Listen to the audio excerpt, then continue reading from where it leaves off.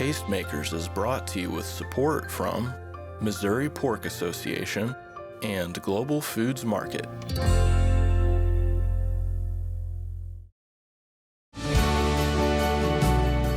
When you think of a rice farm, you probably think of flooded fields speckled with green shoots. But here at Castor River, they sow the rice directly into the soil, and the soil's health is their first consideration.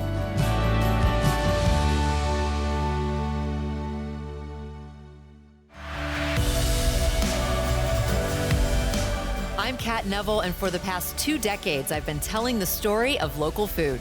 In that time, American food culture has exploded in tiny towns and big cities from coast to coast. In Tastemakers, I explore the maker movement and take you along for the journey to meet the makers who define the flavor of American cuisine.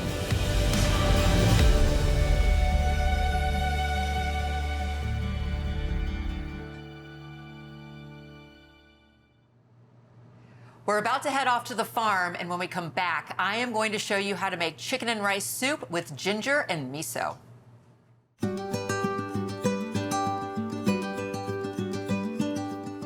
Castor River owns and operates around 2,500 acres. My family, my father and my mother bought this farm in late 70s, early 80s. This farm has a history of growing obviously rice, soybeans, cotton, milo, wheat, corn. I even ran cattle here for a brief period of time. My grandfather started in 1954. And so I'm third, and I got the 4th generation on the ground. We're doing it way different than Papa and Dad did. I think we're all, students of the time in which we live. So grandfather's legacy was the formation of all this. My father's legacy was to take the formation and to mold it into something really productive. My legacy is to take that same idea, that same field, and how are we going to create something that can go on forever? The sustainability of it all, so that my children, my grandchildren, my great-grandchildren, and so on and so forth, to guarantee that this land is going to be here and be productive for the next 100, 200 years.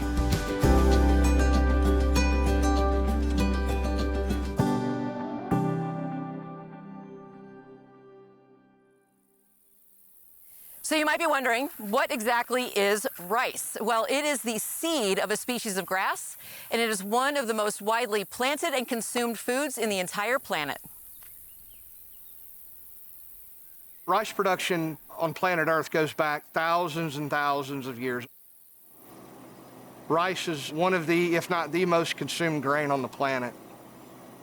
A lot of rice farming still relies on heavy tillage, it relies on flooding, and then a lot of it relies on burning your fields after the harvest is complete. And none of those for Castor River feels like it's in line with soil health, and so we don't flood our rice fields. We're not tilling this ground, and we're certainly not going to burn it after the harvest. Our job is to try to farm with nature, not contend against her at every turn. We've been doing regenerative agriculture for, over 10 years now, and what we find is that the more closely we can align with nature, the easier our life gets, and the more the soil produces for us when we give more back to the soil. It's very much a two-way street.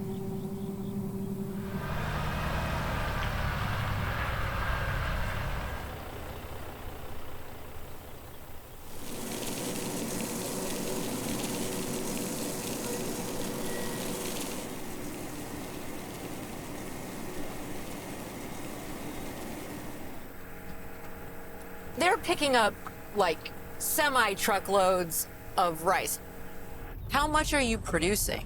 So on our 800 acres, generally we're going to produce around 140 to 160,000 bushels. There's 45 pounds of rice in 1 bushel. And so at 160,000 bushels, that's over 7 million pounds of rough rice. Wow. Now, you can't sit down and eat a big bowl of rough rice and be very happy about it, which is why the rice mill exists. for every pound of rough rice that goes into that rice mill, 65% of that comes out as food product, right? Okay. Long grain, edible, brown or white rice. The other 35% is the rice husk, which, we spread back out on the land as a soil amendment. It's just more organic matter that we're putting back out onto the soil.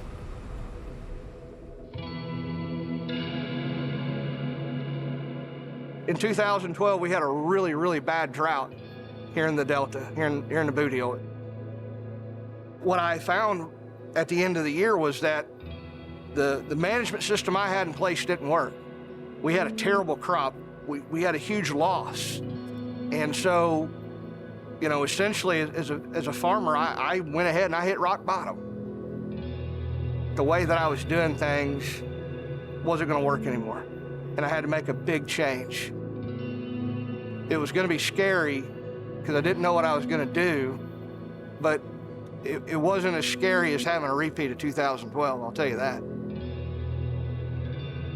An insight is a thought that you have and you'll never think the same way again. I had an insight.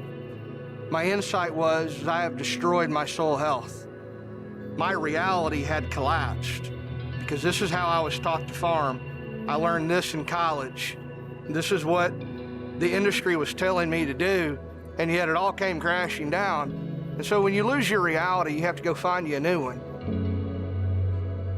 I went down a rabbit hole. I found the end of the internet in terms of cover crops, soil health. I found the end. And along that rabbit hole, one guy kept popping up everywhere I looked. Here he was doing this, here he was talking about that. Here he was explaining soil biology, and no one had ever said a word to me about soil biology. And the guy I kept running across, his name was Ray Archuleta.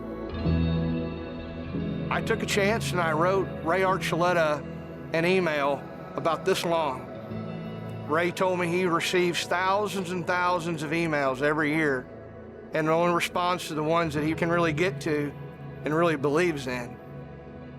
And he responded to mine, and we talked for over an hour and a half on the phone, and that phone call absolutely changed my life. Explain to me in layman's terms, what is regenerative agriculture? Regenerative agriculture in a really simple way, and I like to convey this to people, is how do we emulate nature's design, its architecture, its patterns? If we emulate nature, it'll start to work more efficiently, more effectively. All of us have a common thing in our soils. They're driven by soil life, by fungi, all these soil bacteria, all these incredible organisms. There's a plethora, a myriad of organisms. And you can't see them. You can't see them, they're under a microscope. But they're also driven by the plant community at the top. If you imagine the prairies, thousands of species of different colors and pollinators and insects. Same thing with our forests. They're always covered with diversity and they always have animals.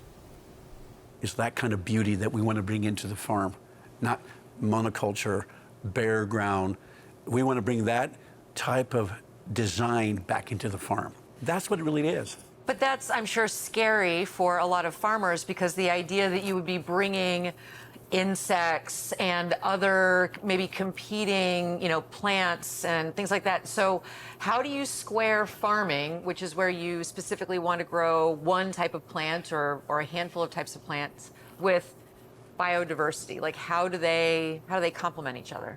We were taught that we have to control nature. We have to force it with our tillage, our chemicals, our fertilizers, genetically change it. Now, we didn't realize that the organisms in the soil, the insects, they regulate themselves.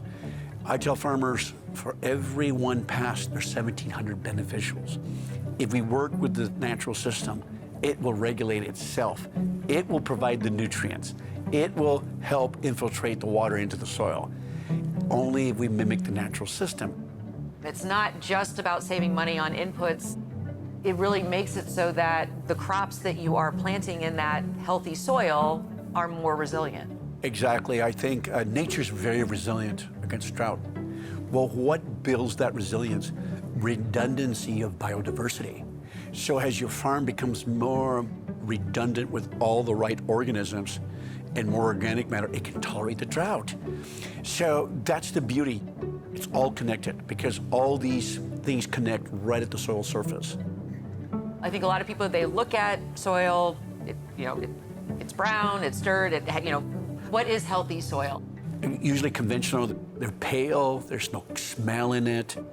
When you go to a regenerative soil, it looks like chocolate cake. There's little babies hanging in there. Beautiful, it's got an elegance, it's got a smell to it. And I always use the distinct differences between the two to get farmers to understand. Then they go, oh, you mean my tillage and my spraying and my chemicals is doing this? I said, yes. They get it. The neatest thing is just like when you get a tablespoon, everybody understands a tablespoon, and they see this little soil on top of it. But who'd have thought there's 7 billion bacteria? But in that same, there could be millions of species. 50% of biodiversity is in the soil. And the reason we missed it, because we could never see it. And now that we have microscopes and electron microscopes, you're going, wow, it is the most elegant, complex system in the world. And that is our foundation of the rest of the planet. One of the most difficult things I have to teach farmers, it's alive. Careful with it.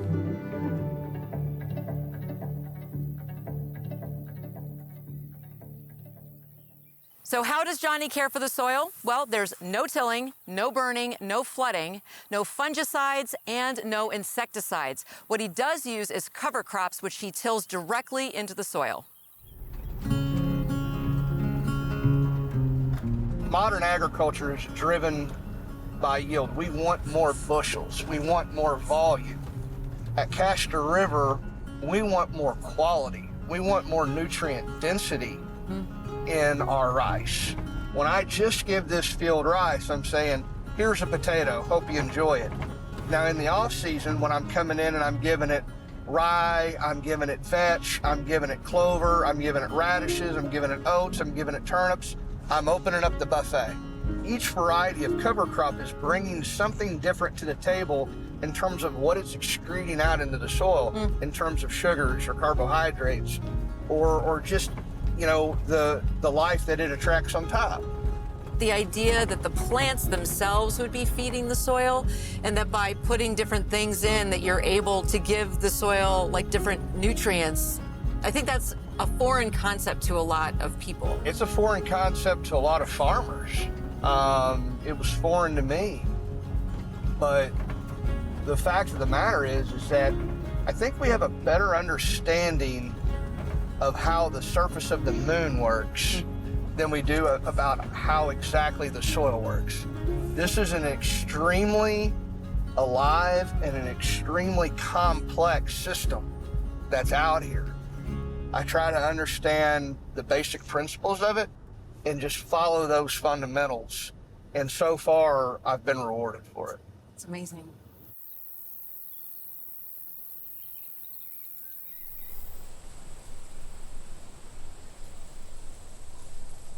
This farm is unique because Castor River Farms has built a brand. They do everything here, from planting and harvesting to milling and packaging.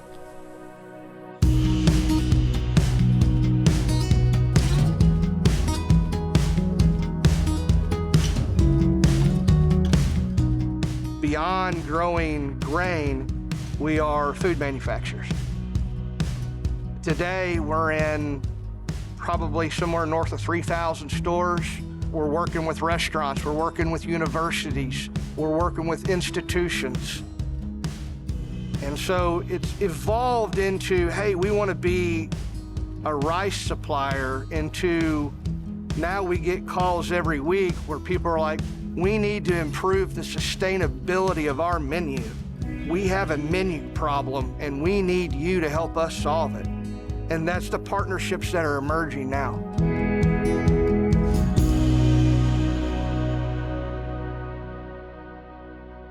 And now we are here at Whittemore House at WashU in St. Louis. We're gonna get in the kitchen with Chef Nick and see how he utilizes Castor River Farms rice.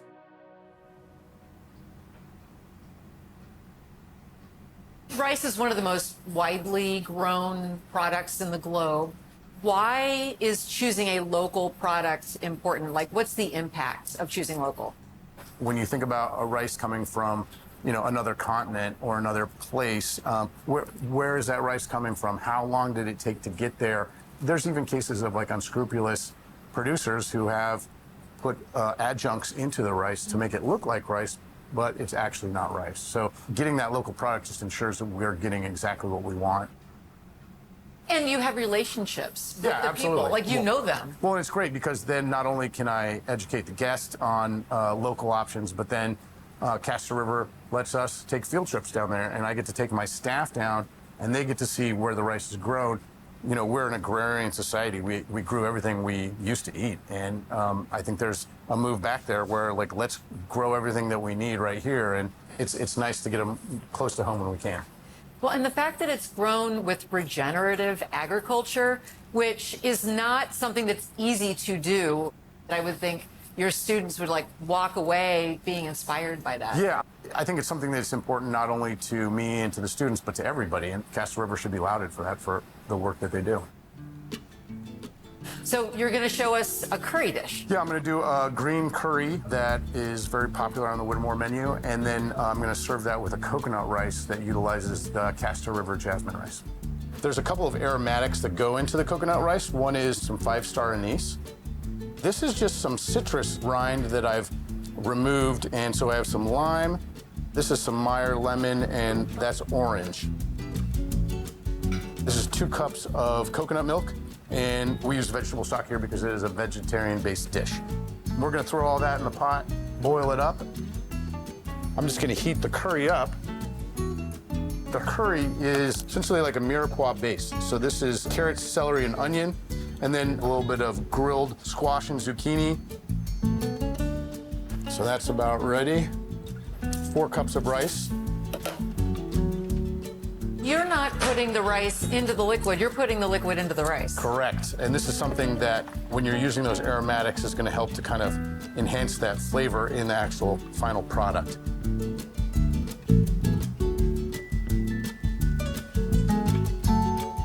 Oh my gosh, that smells like heaven.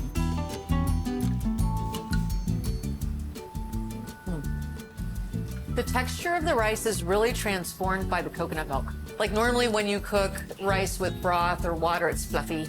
Yeah, and maybe you add some butter at the end to get some fat into there, but the coconut just enhances that with the fat in the product, so the rice is just going to absorb that and give it that extra unctuousness that you get. Thanks, Nick. Yeah, my pleasure.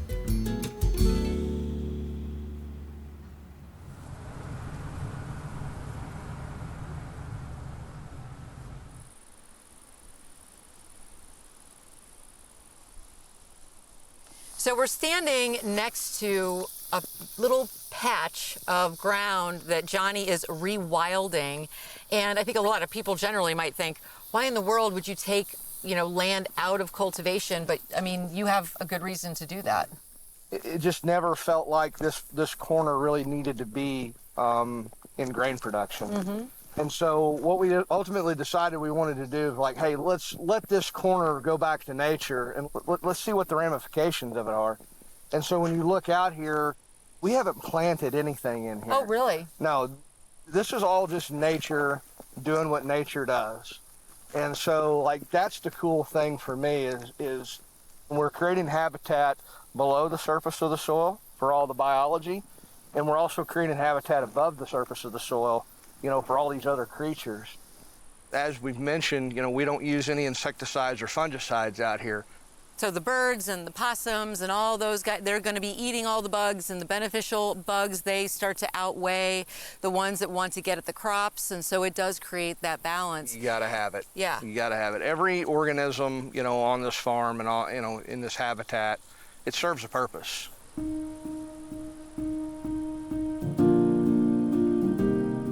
The drought that really pushed you into this type of farming in 2012, you just experienced a drought like that this summer, and you know, the farm actually was incredibly resilient this time. It really was. It's the power of regenerative agriculture. 10 years after 2012, here we are with another major drought, and we couldn't be happier with the crop that we have. It's one thing to talk about it, but, you know, this is Missouri. This is the show me state. Yes. Regenerative agriculture really showed me this year how beneficial it can be for the soil.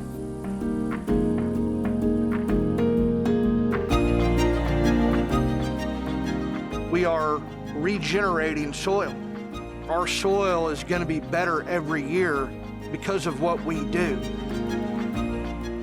On a microscopic level, this land, it has more organic matter, it has more biological life.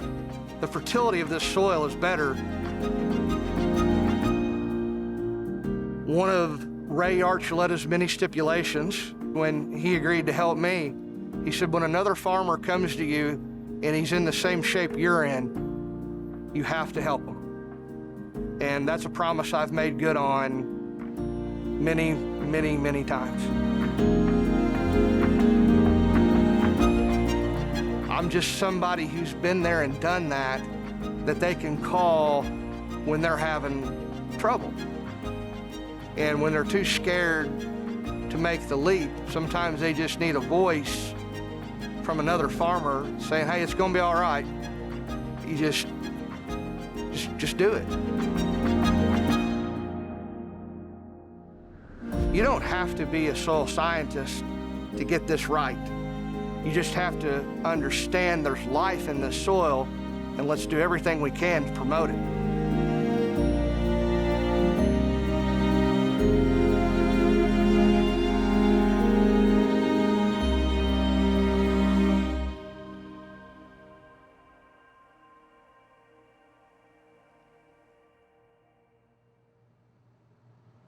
So now I am going to make a chicken and rice soup using Castor River's long grain rice, and I'm going to enhance it with miso and ginger and garlic. If you have a cold or just want to warm your bones, this soup is going to do it. And the way that I started it out was last night I poached a few pieces of skin on, bone in chicken quarters, like the hind quarters of the chicken, and I seasoned the water with just some herbs and salt and pepper, and then I left the chicken to cool in the water overnight, and then I shredded it this morning. And then I'm using the broth that the chicken poached in as the base of the soup. So I have my chicken here, I'm gonna set that aside, and I have my broth kind of simmering over on the stove. Now I'm gonna just dice up this onion, chop up my ginger and garlic. Now I'm gonna head over to the stove and get the soup going. So here's my broth simmering. You can see all the steam. Now I'm just gonna add in those beautiful aromatics. In goes my chicken. And now, 1.5 cups of rice. And I have 3 quarts of broth in here to 1.5 cups of rice. As the rice is cooking, and it's gonna cook for about 20 minutes, it's gonna absorb a lot of that broth.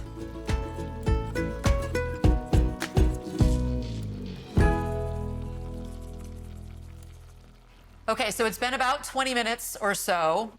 This is about 3 tablespoons, maybe 4, of just regular yellow miso. You can use really any kind that you want, but it's gonna add just a beautiful depth of flavor to this soup, along with a lot of amazing nutrients.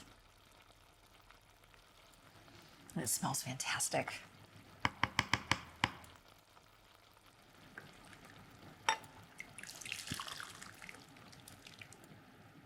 So now I'm just gonna dress this bowl up. If you don't have any of these garnishes, the soup is going to be delicious on its own, but I am going to add some chopped scallions,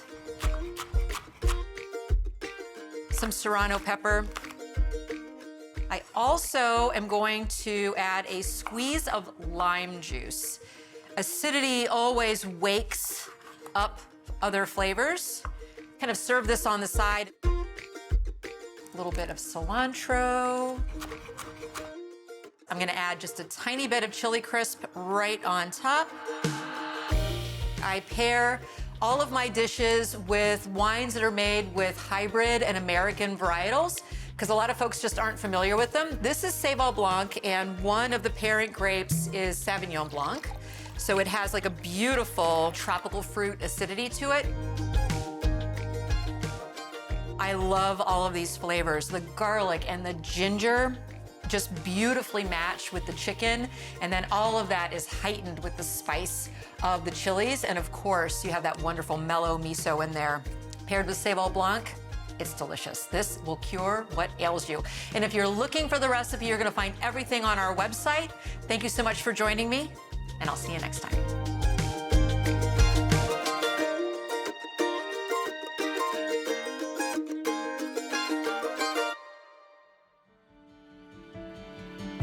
Connect with us online at wearetastemakers.com or through social media on these handles.